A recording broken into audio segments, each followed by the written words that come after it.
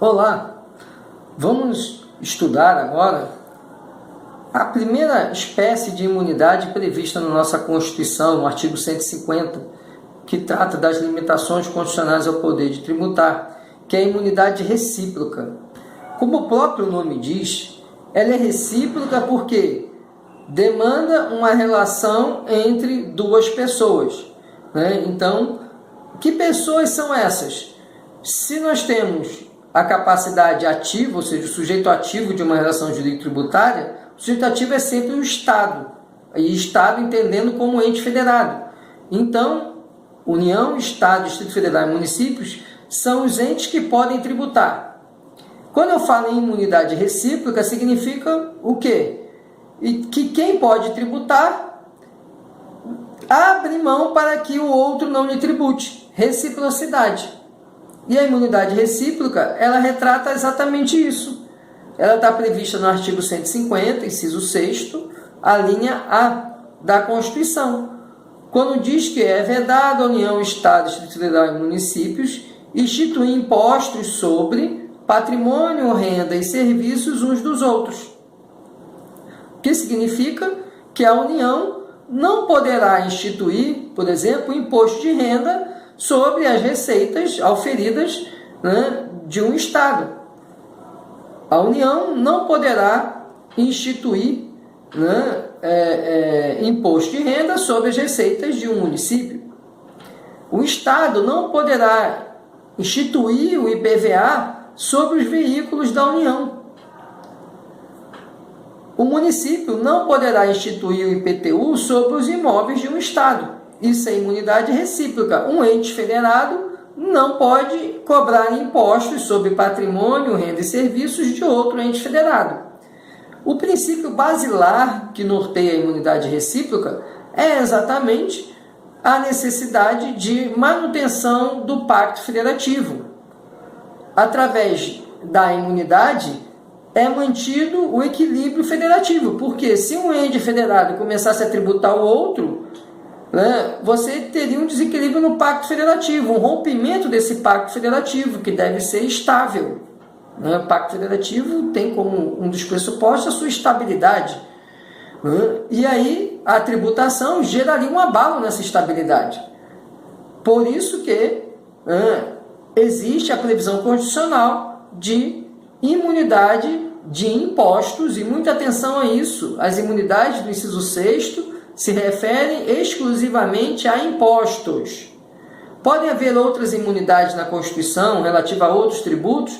Pode, como existe previsão de imunidade de taxa, lá no artigo 5º, para o cidadão que vai solicitar uma certidão para atender a interesses, a necessidades, né, do cidadão. Aí lá fala que é isento de taxa, na verdade ali é uma imunidade e de taxa. Mas agora, no artigo 150, inciso 6º, nós temos imunidades relativas a impostos. E o que significa isso? Significa que, primeiro, os entes federados não podem tributar patrimônio, renda e serviços uns dos outros por meio de impostos. Segundo, podem surgir outros tributos que vão ser de responsabilidade desses entes federados? Sim, as taxas elas podem ser cobradas.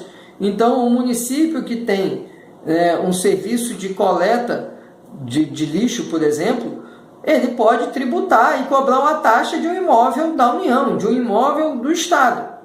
Normalmente não se cobra porque se prevê, a própria lei que cria essa taxa estabelece uma isenção. Mas fique claro que é uma isenção, ou seja, é algo de índole infraconstitucional, né? E não de índole constitucional, porque a imunidade é que tem índole constitucional. Então, a imunidade só alcança os impostos que incidem sobre renda, patrimônio e serviços. Por isso, por exemplo, que o município não cobre ISS do funcionamento de uma escola estadual. A rigor, se fosse uma escola particular, incidiria ISS, porque é uma prestação de serviço educacional. Mas, por ser pública, nem há incidência, porque, na verdade, esse serviço educacional do ente público é imune. Por isso também que não se tributa, por exemplo, uma operação financeira realizada por um ente federado, porque a União poderia cobrar IOF nessa operação, mas ela não cobra porque o ente federado, né, o Estado e o município, eles são imunes. Então, a imunidade ela alcança os impostos apenas, e outras situações podem ser reguladas infraconstitucionalmente como isenções.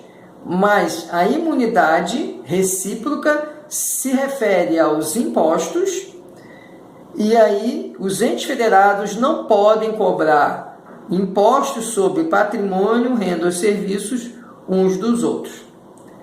É importante lembrar que essa imunidade ela é uma cláusula pétrea, como toda imunidade é uma cláusula pétrea.